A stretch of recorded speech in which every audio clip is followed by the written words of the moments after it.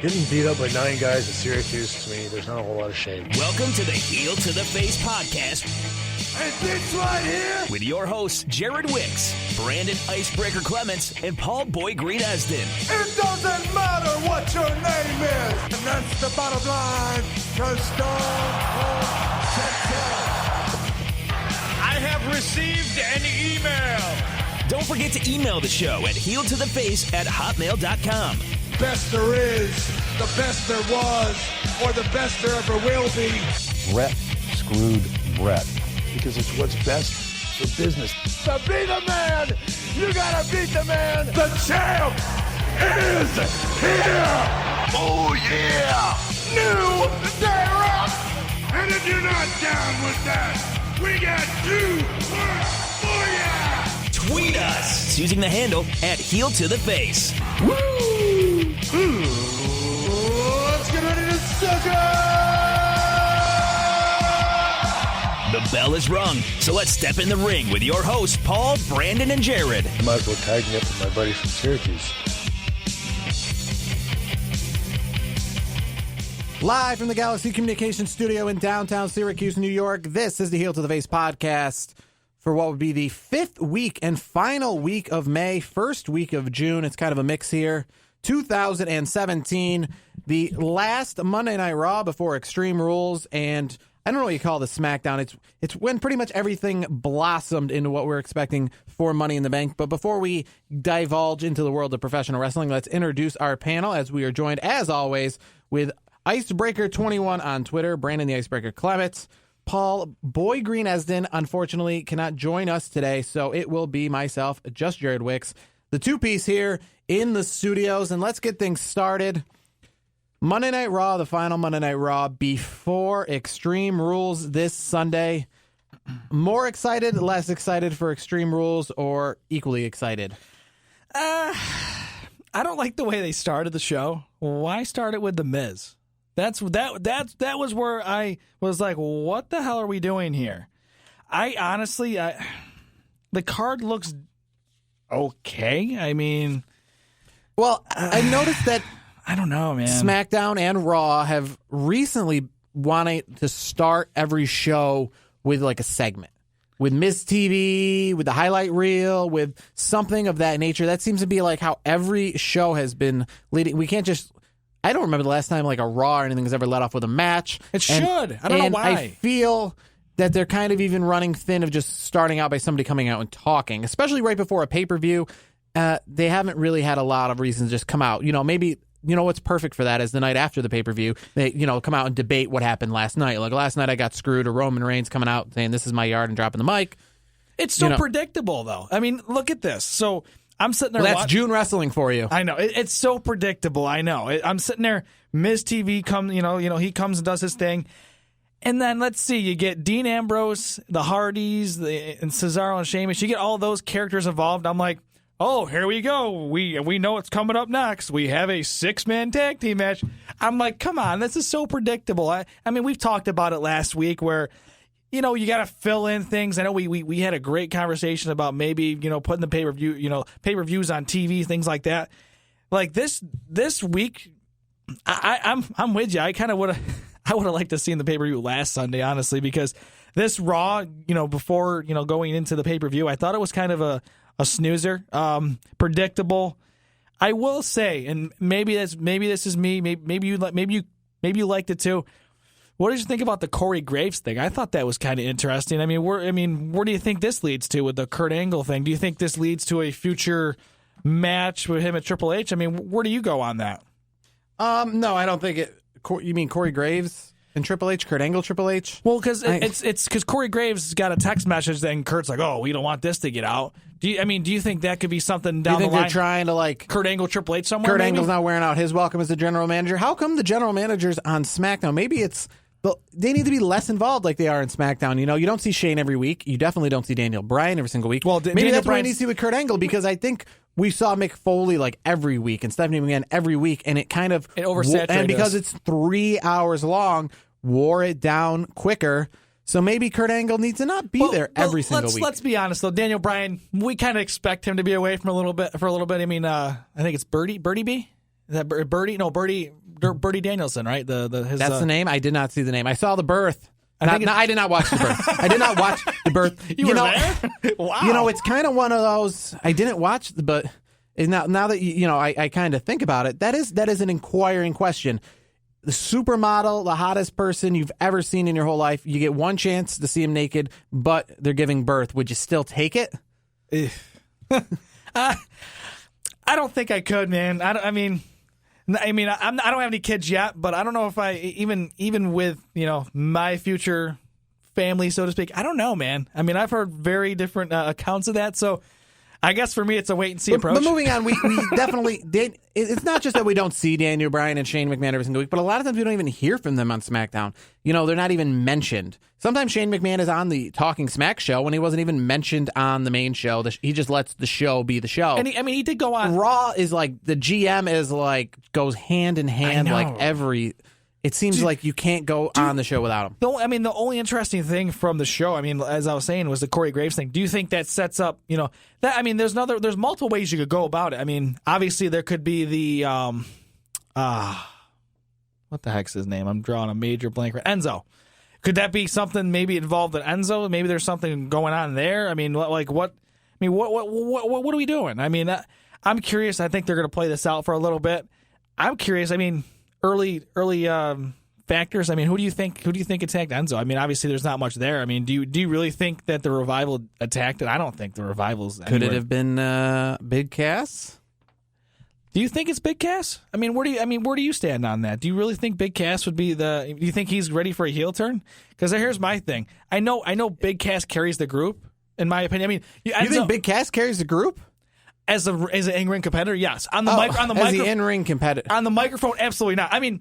Big Cass he's very. Do you think it was Big Cass and they just came out and they didn't say how you doing and all that other stuff? They would be worse than the Colognes. Yeah, here's the thing. Enzo carries them on the microphone perspective, but he's not that great of a wrestler. He's more he's more of he's a good mouthpiece. They're a lot like New Day. When you come out, you just want to. It's like crowd participation. I'm okay with that, but Big Cass carries them in ring perspective. If you're going to put titles on them, you're not taking Enzo seriously. You're taking Big Cass seriously because Big Cass is this big guy where he looks good in the ring. I think Big Cass. Maybe it is Big Cass. Maybe he does. Maybe he does a singles career. And Enzo, where does Enzo go from there? Does I don't know about a manager? singles career, but I definitely could see maybe like a little feud going on between them. Especially, I think the big thing here is Enzo and Cass have really started to get old, and that's maybe where they're trying to freshen this up. I've noticed that I forget that Enzo and Cass are even on Raw, until I hear about a reason. Hey, tune on, somebody just attacked Enzo, and I said, oh yeah, they're still, because it's not that they're just out of the tag team picture with the Hardy Boys now in there, firmly entrenched as the not just champions, but in the picture with Sheamus and Cesaro. It seems like that rivalry has been going back and forth. So Enzo and Cass have been kind of. They didn't have the steam at WrestleMania. They had some steam. They were going full force. Before the Hardy Boys came out, Enzo and Cass were the highlight of that tag. Everyone was pumped. Mm-hmm. That was the pop. And I even thought when they came out before the Hardy Boys, they said this is going to be the biggest pop of the night for anyone. And then obviously the Hardy Boys came out, and since then they've taken that thunder. And that's the thing.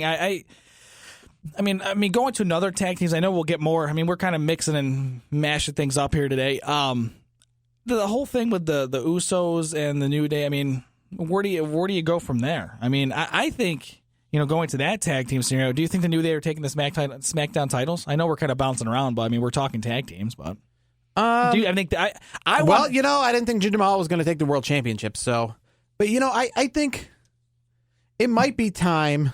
I think the New Day would be a very good option to be the tag team champions. They're better than Breezango.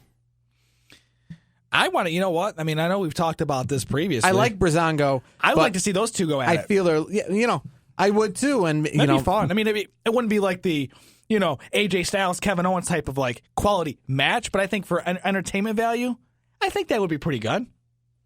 I definitely think that, that the New Day have a very good chance to take the tag team titles from the Usos. Really, to me, it's a lot of splitting hairs. I mean, we're not talking again. The Hardy Boys are this great tag team, and Sheamus and Cesaro are a pretty good tag team as well. That a lot of people are really in love with and really like based on their wrestling, their entertainment value. The SmackDown Tag Team Championships. I mean, when you say, do you think the New Day could win? More importantly, does it really matter? I mean, I like the New Day. I find them very entertaining. I enjoy them when they come out. And when they wrestle, they can also be kind of entertaining, not just in wrestling, but in their gimmicks. You haven't gotten bored with the New Day? I think their gimmick just, I don't know. I mean, yes, they're back. Okay, that's great. I got less bored with the New Day than I had the Usos. But like I'm saying, I'm pretty bored with the entire SmackDown tag team titles picture. All the tag teams on SmackDown. I'm pretty tired with most of them. I mean, I do like the Fashion Files. Or what? I like the Fashion Files, and I like the New Day coming out. But if you said which SmackDown Tag Team Championship, if you could be Vince McMahon, if you could be Daniel Bryan, what match would you pick? I mean, bring somebody over from Raw. Yeah, That's pretty much I'd bring somebody up from NXT. I'd make them, wrestle in a Hell in a Cell match. Here's what I do, or something.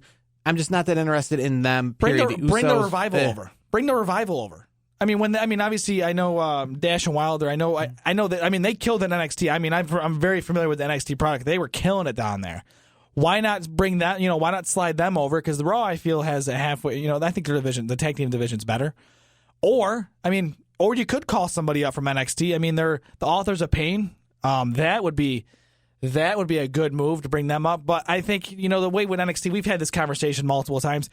There's so many talented athletes and competitors down there, where if you brought them up, it would almost would shoot down NXT a little bit too much. So it's like you could have a Bobby Roode up here right now on the main roster where he's on SmackDown or Raw, but you don't want to lose the fan base in NXT because here's the thing, you're getting a lot of these Ring of Honor, TNA guys, just guys that are well traveled, where it's like juggling. Like, should Asuka be up on the main roster? Absolutely. She is by far, I mean, she's a beast. And not to say it in a bad way, but she's a beast. Like, she wins everything. She hasn't lost a match she beat Goldberg's streak, and it's insane. It's tough to juggle. Crazy to think that she could beat Goldberg's streak, because of the fact that she hasn't been a household name for that long, or it seems like she hasn't been around that long. In Japan, she's a big name, obviously, but here she's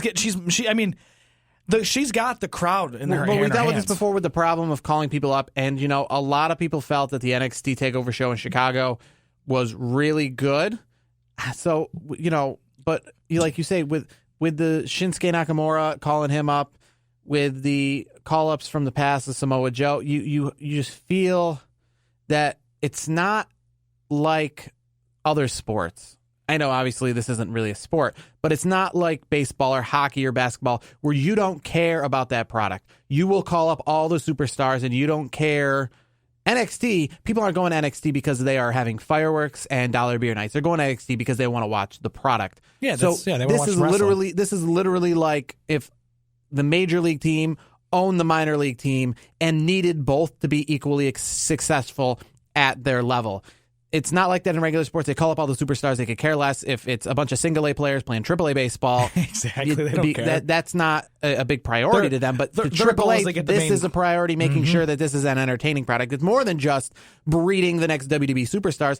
They would be calling up all these people by now. There's a reason why they don't call these people up. It has nothing to do with they're not ready. A lot of them are more than ready. It's because of the fact you don't want to water down the product. You don't want to. I mean, you don't want to. You want NXT to still have that little audience. And here's my thing. The way I think that the thing you have to juggle with NXT is, yes, you got to have those household names like Bobby Roode. You got to have Cassius Ohno. You got to have Roderick Strong's on. He's doing really well. I think he needs a little bit more star power, but he's doing very well in the ring.